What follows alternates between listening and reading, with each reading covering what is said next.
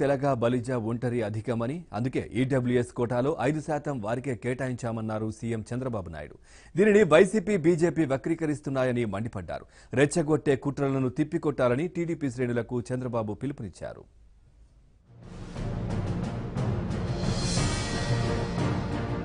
అగ్రవర్ణాల్లో కాపులు సగానికి పైగా ఉన్నారు అని, కాపు, తెలగ, బలిజ, ఒంటరి కులాల శాతమే అధికమని అందుకే ఆర్థిక బలహీన వర్గాలకిచ్చిన 10% కోటాలో కాపులకు 5% కేటాయించామని ముఖ్యమంత్రి చంద్రబాబు పేర్కొన్నారు.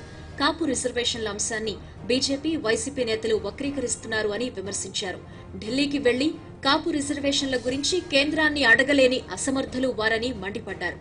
కాపు కోటా విషయంలో అగ్రవర్ణాల మధ్య వైసీపీ, బీజేపీ చిచ్చు పెట్టాలని చూస్తున్నాయని ఆరోపించారు. ప్రతిపక్షాల కుట్రలను తిప్పికొట్టాలని టీడీపీ నేతలు, కార్యకర్తలకు పిలుపునిచ్చారు.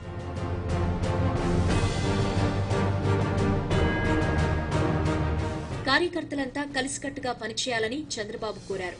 టీడీపీ ప్రభుత్వం పేదల సంక్షేమానికి తీసుకున్న చర్యలను ప్రజలకు వివరించాలని సూచించారు. ఆటోలు, ట్రాక్టర్లపై పన్ను తొలగింపుతో ఎంతో ఊరట లభిస్తుందన్నారు. వారికి పన్ను వేధింపుల సమస్యలు ఉండవని చెప్పారు. ప్రతి ఆటో, ట్రాక్టర్ యజమాని టీడీపీకి మద్దతుగా నిలవాలి.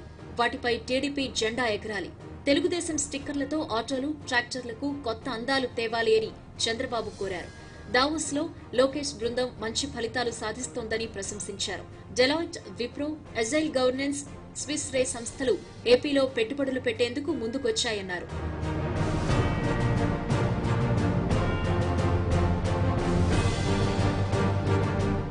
అవినీతిని 85% నియంత్రించామని ప్రధాని మోదీ అనడం హాస్యాస్పదమని చంద్రబాబు ఎద్దేవా చేశారు.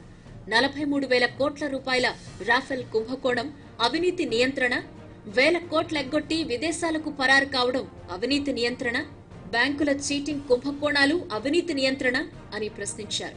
బ్యాంకింగ్ వ్యవస్థకు నమ్మకమే మూలస్తంభమని, దాన్ని కూడా మోదీ కూల్చేశారు అని విమర్శించారు.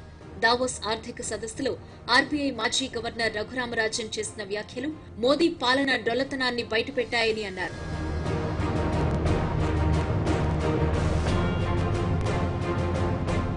కోల్కతా ర్యాలీ ప్రకంపనల నుంచి బీజేపీ ఇంకా తేరుకోలేదన్నారు. అమిత్ షా, మోదీ వ్యాఖ్యలలో అదే కనిపిస్తోందన్నారు.